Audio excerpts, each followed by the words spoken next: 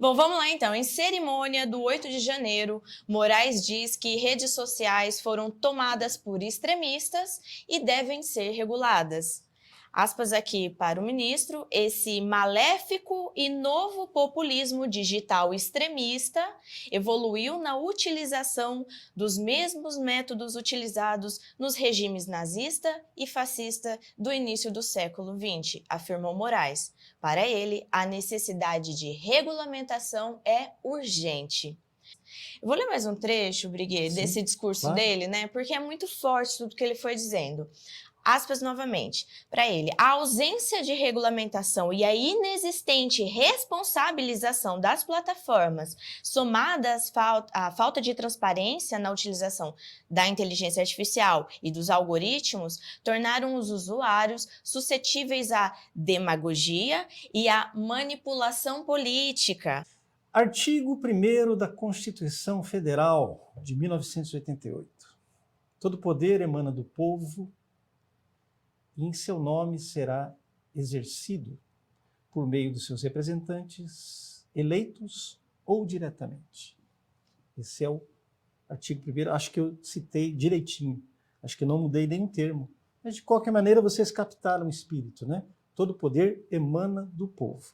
Qual foi o termo utilizado para a estigmatização de metade da população brasileira? Metade da população brasileira. Populismo extremista de direita. É isso. Populismo extremista. De onde vem a palavra populismo? Vem de povo, né? Populi. Vox populi. Vem de populi. Vem de povo. Ou seja, o que nós temos é um regime, como definiu o historiador americano Richard Pipes, quando ele define os regimes totalitários comunistas, ele diz o seguinte: são regimes que estão em guerra contra o seu próprio povo. Nós temos hoje no Brasil um regime que está em guerra contra o seu próprio povo. Quem estava ali nesse evento, nessa micareta, como diz a juíza Ludmila Lins Grilo, a micareta da democracia empalada. Aí, democracia inabalada é a democracia empalada. Então, quem é que estava aí? Estamos vendo aqui no palco, né? No palco dessa ópera bufa, desse teatro farsesco.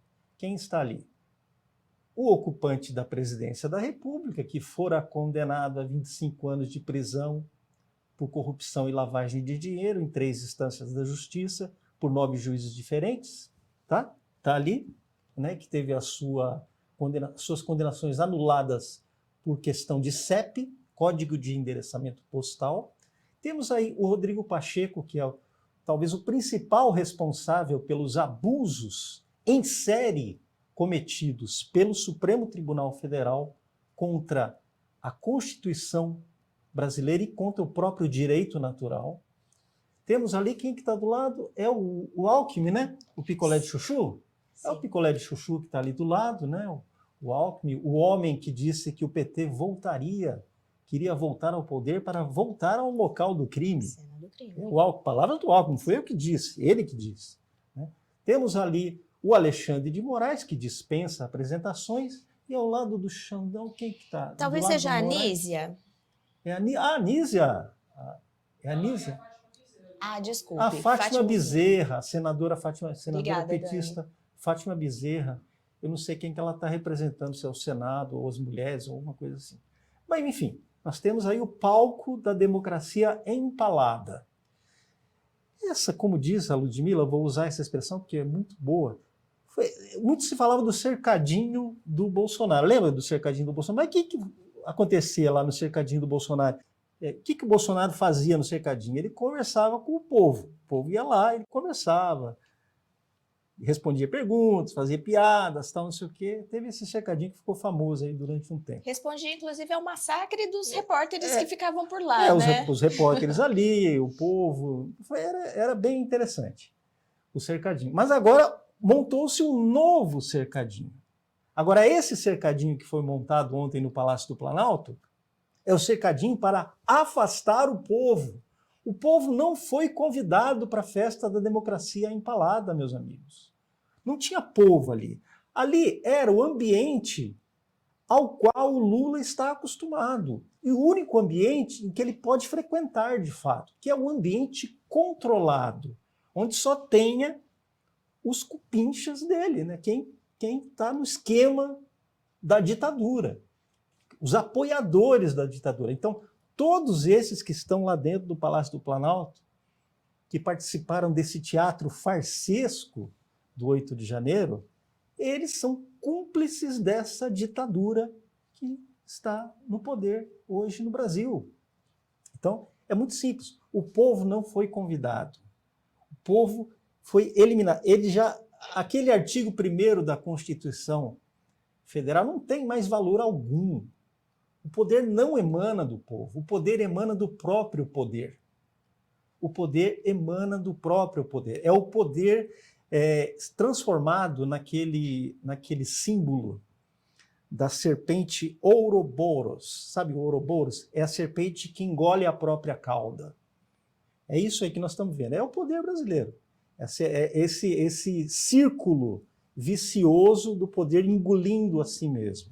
É o que nós estamos vendo, que nós vimos ontem durante esse teatro do 8 de janeiro. Então ele já está fazendo o seguinte, estigmatizando metade da população brasileira como pertencente a esse populismo extremista, né? São os populistas extremistas. Aqueles caras que não concordam, aquelas pessoas que pensaram um pouco e não concordam com a eleição, nem sequer com a participação, porque a primeira fraude foi essa. A participação de um sujeito condenado pela justiça, tá, que estava preso, tá, e que deveria ficar preso mais 25 anos, 24 anos que ele cumpriu um ou dois, né? Bom, enfim, iria ficar preso mais vários anos lá, né? E foi solto pelo STF e foi colocado, né? Foi dada a ele a possibilidade de se candidatar a presidente da República. Essa foi a primeira fraude, esse é o primeiro passo do golpe revolucionário que foi dado.